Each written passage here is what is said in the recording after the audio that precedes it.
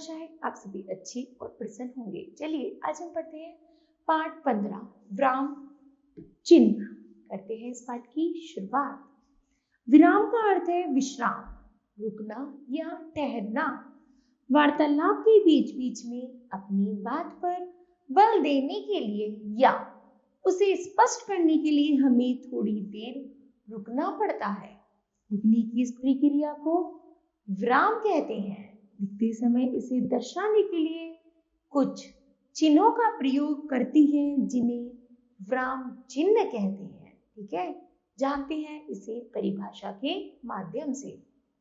भाषा में लिखित रूप में विराम देने के लिए जिन संकेत चिन्हों का प्रयोग किया जाता है उन्हें विराम चिन्ह कहते हैं। ठीक है, इन चिन्हों को वाक्य के अंत में, वाक्य के मध्य में, किसी के मौलिक शब्दों पर विवरण के लिए और अनेक संकेतों के लिए व्याकरण के नियमानुसार प्रयोग में लाया जाता है। हिंदी में प्रयुक्त होने वाले विराम चिन्ह निम्नलिखित है। ठीक है, पहला है पूर्ण विराम, प्रश्नवाचक, निर्देशक चिन्ह, कोष्टक चिन्ह, अर्धविराम, योजक चिन्ह, उद्धरण चिन्ह और लाघव चिन्ह। आगे है अल्प विराम, विस्मय आदि बोधक चिन्ह, विवरण चिन्ह और हंस पद चिन्ह। ठीक है, पहला है पूर्ण विराम। पूर्ण विराम वाक्य की समाप्ति पर लगाया जाता है। यह वाक्य पूर्ण होने का संकेत है। जैसे मेरा भारत महान है, पूर्ण विराम। सूर्य देवता प्रकाश देते हैं, पूर्ण विराम।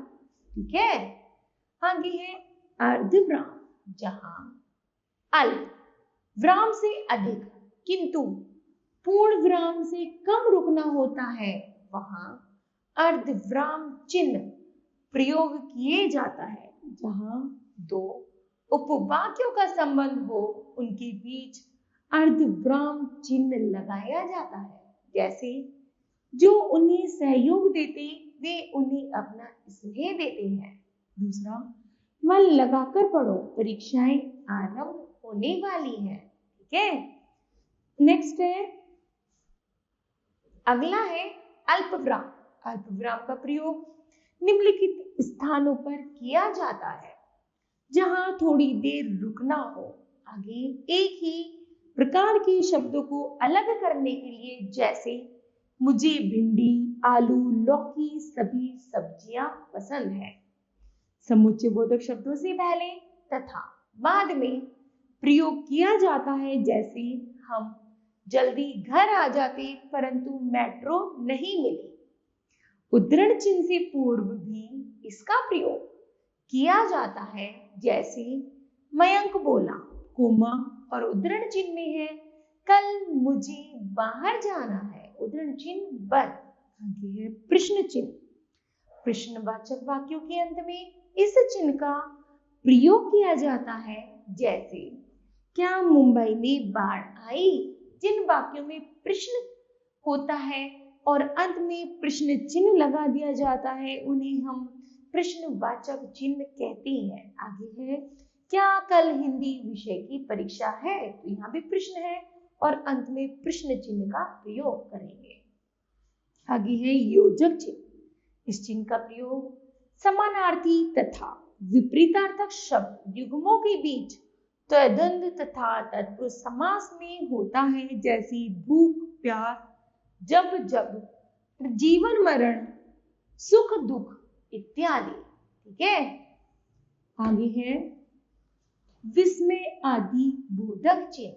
हर्ष, शोक, विस्मय, घृणा आदि भावों को व्यक्त करने वाले शब्दों तथा वाक्यों के बाद इसका प्रयोग किया जाता है। जैसे वाह कितना सुंदर मौसम है, उफ मेरी उंगली जल गई, हे ईश्वर हमारी रक्षा करो। निर्देशक चिन्ह है, इसका आकार योजक से बड़ा होता है। कोई भी निर्देश या सूचना देने वाले वाक्य के बाद निर्देशक चिन्ह का प्रयोग किया जाता है। जैसे उनके नाम इस प्रकार हैं, रमेश, दिनेश, विवेक, सुरेश। और बीच में हमने किसको बताया? निर्देशक चिन्ह से जोड़ा इन्हें। आगे है अध्यापक, फिर उसके बाद लगाएंगे निर्देशक चिन्ह। अध्यापक ने क्या कहा? भारत कब स्वतंत्र हुआ? तो बच्चों से प्रश्न किया, तो अंत में हमने लगाया प्रश्नवाचक चिन्ह का प्रयोग किया। आगे उद्धरण चिन्ह, किसी के कथन को उसके मूल रूप से उद्धृत करने के लिए दोहरे उद्धरण चिन्ह का प्रयोग किया जाता है। जैसे सुभाष चंद्र बोस ने कहा, तुम मुझे खून दो, मैं तुम्हें आजादी दूंगा। किसी लेखक का उपनाम, कविता, कहानी, उपन्यास या पुस्तक के शीर्षक को गहरे उद्धरण चिन्ह में दर्शाया अथवा लिखा जाता है। जैसे सूर्यकांत त्रिपाठी निराला प्रसिद्ध कवि थे। दूसरा निर्मला प्रेमचंद का प्रसिद्ध उपन्यास है। ठीक है। आगे है विवरण चिन्ह, जब किसी बात का उदाहरण या उत्तर अगली पंक्ति में देना हो तो विवरण चिन्ह का प्रयोग किया जाता है। जैसे कविता की विशेषताएं निम्नलिखित है: सरल, स्पष्ट एवं प्रभावशाली।